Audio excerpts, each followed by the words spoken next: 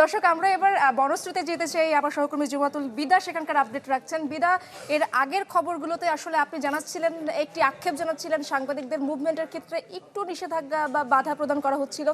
এর পরের আপডেট জানতে চাই, কোনো বাধার কি দেয়া হয়েছে কিনা, আপনি বাধার সম্মুখীন হয়েছেন কিনা?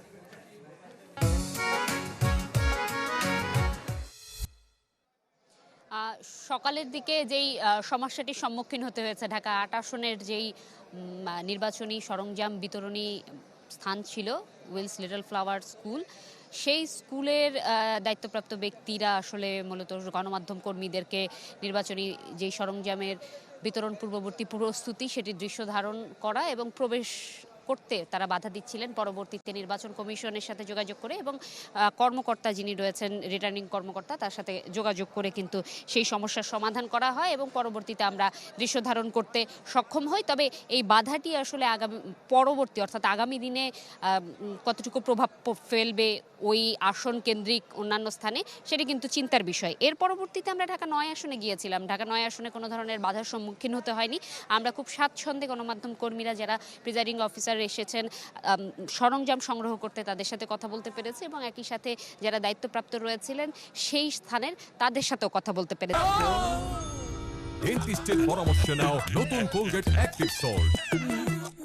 আর এই মুহূর্তে আমরা রয়েছি ঢাকা ১১ আসনের যেই সরঞ্জাম বিতরণী কেন্দ্র, সেখানে যেখানে আসলে মোট ১৬২টি কেন্দ্রের নির্বাচনী সরঞ্জাম ডিস্ট্রিবিউট করা হচ্ছে, এখানে বিতরণ করা হচ্ছে। বিভিন্ন কেন্দ্র থেকে আসা কর্মকর্তারা যারা দায়িত্বে রয়েছেন তারা আইনশৃঙ্খলা বাহিনীর সদস্যদেরকে সাথে নিয়ে এবং আনসার টিডিবির যেই সদস্য রয়েছেন তাদেরকে সাথে নিয়ে তাদের নির্বাচনী সরঞ্জাম সংগ্রহ করেছেন, অপেক্ষা করছেন যে এরপরে যেই নিয়মকে মেনে তাদেরকে তাদের নিজস্ব কেন্দ্রে এই নির্বাচনী সরঞ্জাম নিয়ে যেতে হবে, সেটির অপেক্ষায় রয়েছেন। একটু পরপর নিয়ম মেনে তারা বাইরে থাকা গাড়িগুলোতে করে নিজেদের স্থানে পৌঁছে যাচ্ছেন। একটু জানিয়ে রাখি যে আজকের দিনে বিভিন্ন যেই বিতরণী কার্যক্রমের মাঝে কি কি ধরনের আসলে জিনিস বিতরণ করা হচ্ছে, তার মধ্যে অবশ্যই উল্লেখযোগ্য রয়েছে যে স্বচ্ছ ব্যালট বাক্সের ঢাকনা এবং ব্যালট বাক্সের সিল করার যে বিষয়টি সেটি রয়েছে।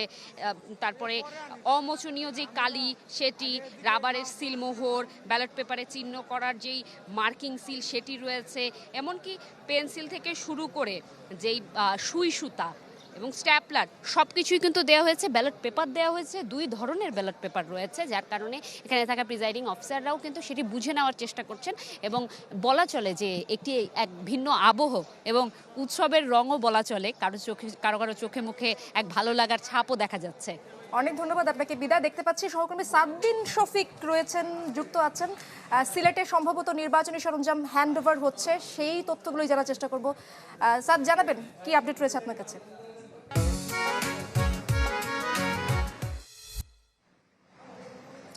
সিলেটে কিন্তু 11:30টার পর থেকে এই সদর আসনে নির্বাচনী সরঞ্জাম হ্যান্ডওভার শুরু হয়েছে 2টা কেন্দ্র থেকে।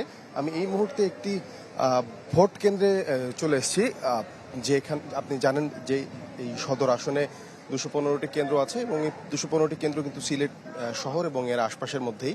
এবং এইখানে সকাল থেকে যে প্রক্রিয়া শুরু হয়েছে বিভিন্ন শিক্ষা প্রতিষ্ঠানে। এখন আমরা আছি খাসদবির সরকারি প্রাথমিক বিদ্যালয় এবং এখানে একেবারে যিনি রিটার্নিং প্রিজাইডিং অফিসার থাকেন উনি সরাসরি নিজে গিয়ে তার কেন্দ্রের মালামাল বুঝে নিয়ে আসেন এবং এর সাথে আনসার এবং পুলিশ সদস্য যারা এই কেন্দ্রে দায়িত্ব পালন করবেন তারা সহ নিরাপত্তার সাথে কিন্তু এই প্রক্রিয়াটি সম্পন্ন হয়। আমি এখানে প্রিজাইডিং অফিসার হিসেবে যিনি দায়িত্ব পালন করবেন তার কাছে পরবর্তী প্রক্রিয়াটা জানতে চাচ্ছি। আপনারা তো নিয়ে এসেছেন আপনাদের কেন্দ্রের যাবতীয় মালামাল, এরপরে কালকের ভোটের আগ পর্যন্ত এখানে আসলে প্রক্রিয়াটা কি? ভোটের আগ পর্যন্ত আমাদের যারা সহকর্মী আছে সবাই আসবে, আইসা রাত্রে স্টে করবে, আর আমার অফিসিয়াল যে কাজগুলো আছে এগুলা গুছিয়ে নিব, আর ইনশাল্লাহ আগামীকালকে সকাল 7:30টায় ভোট গ্রহণ শুরু করব। এখানে আমার নিচতলা হইলো আমার 8টা কক্ষ, 8টা বুথ এবং আমার মহিলা, আমি নিচতলায় মহিলা কক্ষে ভোটার 3831 জন। আচ্ছা, ওই এখান থেকে বলা হয়েছে জেলা প্রশাসনের পক্ষ থেকে যে সব কেন্দ্রে সিসি ক্যামেরা থাকবে এবং সার্বিকভাবে আপনাদের এখানকার বাস্তবতা আমার সিসি ক্যামেরা আছে, স্কুলেরও আছে, প্লাস ডিসি স্যারের পক্ষ থেকে আমার গতকালকে রাতে সিসি ক্যামেরা জয়েন করা হয়েছে, সার্ভারের সাথে কানেক্টেড। সার্ভারের সাথে কানেকশন। এটা সরাসরি ডিসি স্যার ফলো আপ করতেছেন।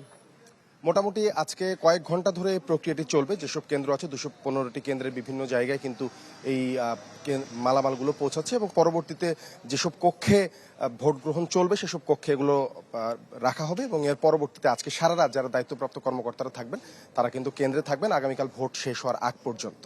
সাদ